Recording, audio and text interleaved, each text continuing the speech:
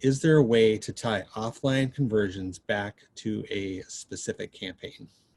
But essentially, so you have the issue of if you've got an online store, as we were talking about before, and all of your conversions are happening online and they're all e-commerce transactions, then it's fairly straightforward to set up e-commerce or enhanced e-commerce tracking in Google Analytics and to be able to see which products, which keywords, which campaigns, which emails, et cetera, are resulting in purchases. And and then you can look at all of that and evaluate it in a pretty objective way. But what happens if you have a long sales cycle or you have a sales team and your conversions happen offline? They happen as a result of relationships, so they may happen on a phone call or after a very long exchange of emails. More often than not, you'll have a sales system like Salesforce, you'll have a CRM or a back-end marketing back-end like HubSpot.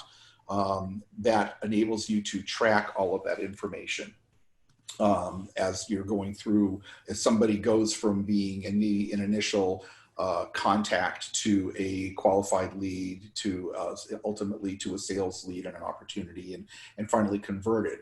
So what this requires is for you to close the loop. Since the conversion's happening offline, you need to know that it happened. And so the way that we do this is by first on the first part of the cycle, and you can sort of follow it around clockwise from top to bottom on this diagram.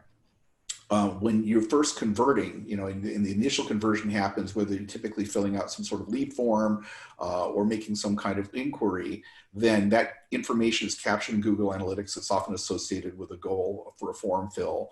And then in the background, what's important is to capture the Google client ID or user ID, and then also any associated IDs, such as, say, a Google Ads ID or Facebook ID that are called GCL ID or FBCL IDs that get associated with those records. So you put all of those records, you put that all together and pass that along to HubSpot or to whatever your CRM is, so that those records are now associated, those ID numbers are actually associated with the contact information.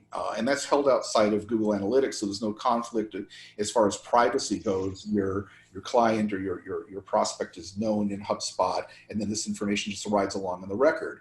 Well, now, several months down the road, we're now kind of at about 7 o'clock in the diagram, the sale closes offline.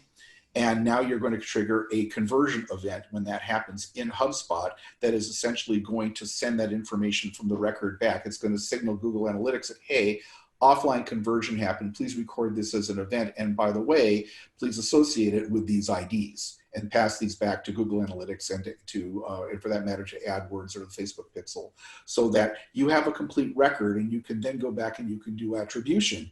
Down the road, when you want to look at, I made this sale and where did it come from, you can trace that all the way back through HubSpot and ultimately back into Google Analytics to say, it was this version of this creative on this campaign during this period that actually resulted in that sale. In fact, it looked like I got about a 20% lift in sales based on this one campaign relative to the other. So now you're closing the loop. That is essentially how closed loop marketing works. Super important to really be able to follow that value chain all the way through to the end if you are doing offline sales. And it's important to note that the model that Andy just discussed, that's most relevant in B2B scenarios. B2C and e-commerce scenarios, there are going to be additional steps, including, and that's for things like loyalty programs and stuff where you can tie back purchases to an individual account through an email or something like that. Physical purchases that are happening in your store, that's going to be really important to then be able to tie back. You have something to tie back to your CRM and to your e-commerce platform.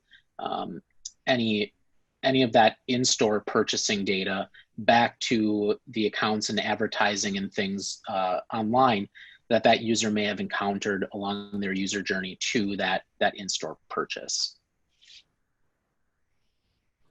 That's great.